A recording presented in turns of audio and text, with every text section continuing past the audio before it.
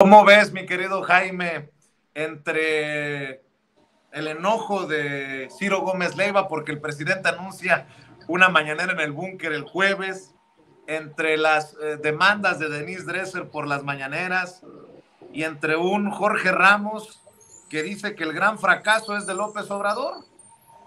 Ayúdame a entender esto. Por cierto, lo de Jorge Ramos es verdaderamente lamentable, que diga que el gran fracaso es del presidente Andrés Manuel López Obrador y que pregunte hasta cuándo será usado el juicio contra García Luna para tratar de justificar las fallas en la actual estrategia de seguridad.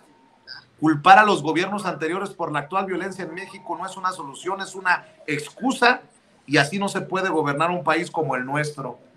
Híjole, y este es el gran periodista mexicano en Estados Unidos. Pues qué chafa el análisis, mi querido Jaime, pero bueno, voy contigo para escuchar tus comentarios, tus opiniones. Bueno, en el caso de esta mujer que realmente cada día va a más, yo quisiera no centrarme tanto en ella como lo que representa en términos conceptuales y de estrategia mediática. Esta mujer, Denise Dresser, formaba parte, siempre formado parte del denominado Círculo Rojo, del que formaban parte, ya saben, los grandes gerifaltes, ¿no? Columnistas, académicos, gente que defendían, apuntalaban el régimen, justificaban todo, Raimundo Riva Palacio. Durante estos periodistas, durante el Calderonato, incluso muchos de ellos fueron al búnker, les gustaba codearse con estos personajes del poder. Y luego, durante la presidencia de Enrique Peña Nieto, pues hicieron más de lo mismo, ¿no? Pero a mí el problema de fondo, el problema conceptual, que a mí me dice mucho, si te das cuenta, todos los ataques de Denise Dresser, todos los ataques de Raimundo Riva Palacio, todos los ataques de Ciro Gómez Leiva, de Carlos Marín, están dirigidos básicamente contra este presidente y su administración. Eh, y eso es lo que caracteriza a la prensa de derecha. La prensa de derecha siempre va a servir para apuntalar en tiempos de gobierno, cuando están ellos, les toca estar en el gobierno, y cuando están en la oposición les toca convertirse en punta de lanza. ¿Por qué nos diferencia? ¿Qué nos diferencia a los periodistas de derecha de los periodistas de izquierda? A los periodistas de izquierda nos jode, nos pudre el tema de la desigualdad social. A los periodistas de izquierda nos molesta mucho tener una injusticia que no tiene nada de justicia, ¿no?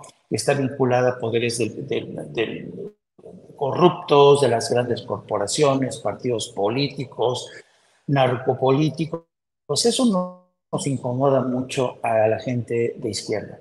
Pero a la gente de derecha, como Denise Dresser, como Ciro Gómez Leiva, les molesta mucho que toquen a quienes los convirtieron en las grandes figuras.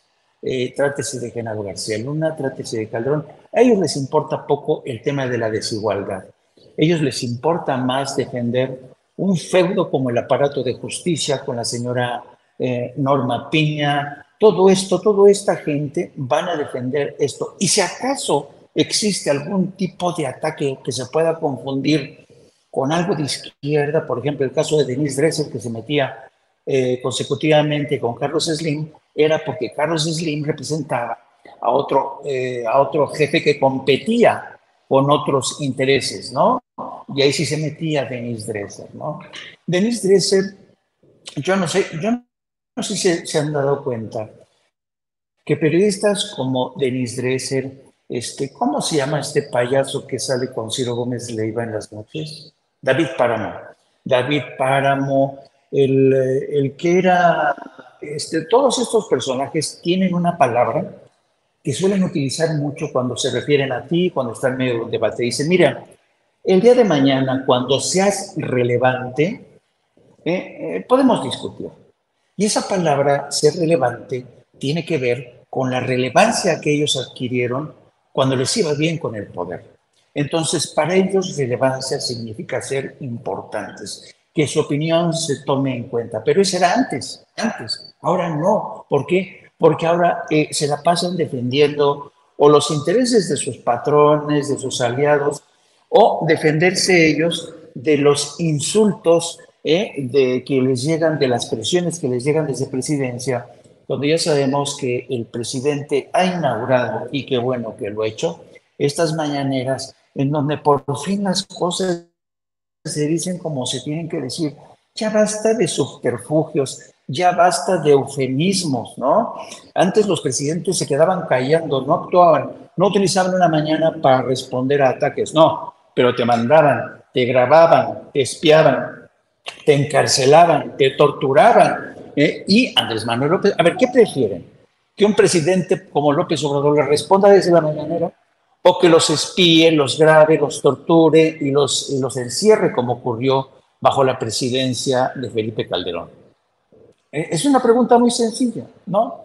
Y además me llama mucho la atención el descaro de esta mujer, de Denise Dresser, de cerrar su columna, dice, en palabras de Isabel Allende, temo el poder con impunidad, temo el abuso de poder y el poder de abusar. Como si esa frase de Isabel Allende se pudiera trasladar al presente que estamos viviendo hoy. Pues esta señora Dresser realmente toma frases cuando le convienen. Son como de esas mujeres que cortan frases y las pegan como postis en sus refrigeradores, en su casa, ¿no? Cuando no tienen ni el contexto en que Isabel Allende pronunció estas palabras y las utilizan para cuando a ellas les sirve y les funciona, ¿no? Entonces, estos medios de la derecha pues yo creo que no se han percatado que en el fondo la gente ya se percató que ellos lo que están haciendo es servir a sus propios intereses, a los intereses de sus patrones, a los intereses de sus aliados, pero no a los intereses de la mayoría, de esa mayoría jodida que en el 18 dijo, háganse un lado porque ni ustedes ni el poder político han podido cumplirnos. Estos señores que le lanzaban loas al neoliberalismo, le lanzaban, ¿cómo se llama este Leonardo, el que tiene este programa en Televisa que le declaró al presidente que él era neoliberal? Ay, no me acuerdo ahorita cómo ¿Quién? se ¿Leo llama. Zuckerman? Pero en fin, todos estos defendían, Leo Zuckerman. Ya ves, todo el mundo defendiendo el neoliberalismo, sí, porque creían que el mercado lo iba a solucionar todo, ¿no? Y cuando viene la pandemia, ¿qué es lo que ocurrió? El puto mercado no resolvió nada, tuvo que intervenir el Estado para resolver la mayoría de las cosas. Entonces, esta gente, cuando la realidad da un paso al frente, como fue el caso de la pandemia, cuando la mayoría va a las urnas y les dicen, señores, ustedes han defendido durante demasiado tiempo al poder político, pero han olvidado a los jodidos, a mí me parece que se merecen lo que tienen. Y un último apunte. Oye, qué malnacido es Ciro Gómez Leiva, ¿eh? Y digo malnacido porque se dice que es de la gente agradecida ser bien nacidos, es de bien nacidos ser agradecidos.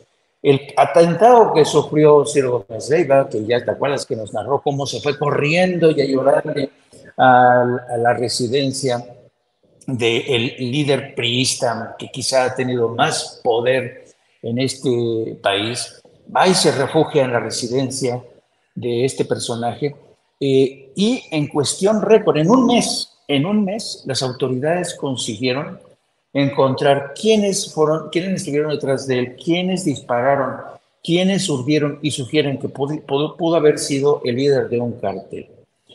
Oye, yo estaría agradecidísimo como si acaso el gobierno resuelve en un mes un atentado contra mi vida. Pero ¿qué es lo que hace Ciro Gómez Leiva?